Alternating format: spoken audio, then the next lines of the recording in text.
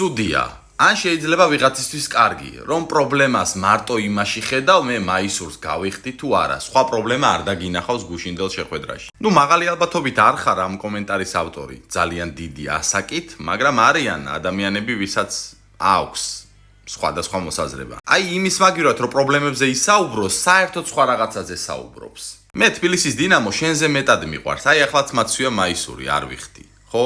რამე შეიცვალა? მაგრამ შეიძლება შენ ჩემზე მეტად გიყვარს ეს კლუბი. კარგად დავფიქრდეთ, ჩვენ თუ პრობლემებზე არ ვისაუბრეთ, აქ არაფერი არ მოგვარდება. არაო, კაცო, თემურ ქეძბაიას რა ბრალიაო?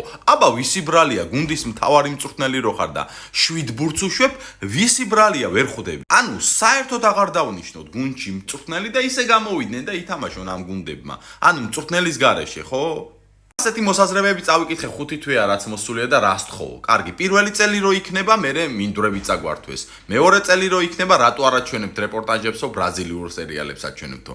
მესამე წელი რო იქნება, აი ხელს არ მიწყობთ და ფეხბურთელები არ მოგყავთ. არ ვიცი, ჯერ ამ შეხვედრის შემდეგ არ მომისმენია მოსაზრება და მოვისმენთ იმედია და დარწმუნებული ვარ თვითონაც იტყვის, რომ ჩემი ბრალია ნაწილობრივ ამ შეხვედრის მარცხი, რა თქმა უნდა, ჩემი ბრალი. ახლა ნორმალური მწვრთნელი არ გამოვა და არ იტყვის, რომ აი მე არ მიწყობენ ხელს და ფეხბურთელები ვერ თამაშობენ. რა ვიცი, ასე აპირებს ეს მწვრთნელი შემდეგ გაგრძელება. ანუ თუ იდეაში ხელს არ გიწყობენ და ამის შესახებ იცოდი, საერთოდ არ უნდა ჩაიბარო ეს გუნდი, ხო, ასეა წესით. აი რას ველოდებოდით პრინციპში, ჩვენც მაგარი ტიპები ვართ, რა გამოუსწორებელი ოპტიმისტები.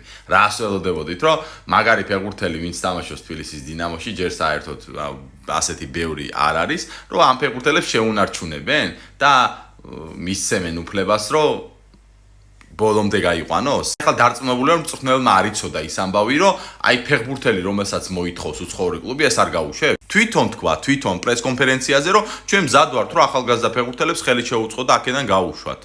ხო და შესაბამისად ვერავის ვერ დააბრალებს ეს ადამიანი იმ შედეგს, რაც გუშინ ჩვენ ვიხილეთ რა. ეს არის რეალობა. ჩვენ ამით იმას არ ვიძახით, რომ აი ქეძბა წადი და გაიქეცი აქედან, მაგრამ როდესაც 5 თვის თავზე შენ ასეთ რაღაცებს აკეთებ, ჩვენთვის საწყენი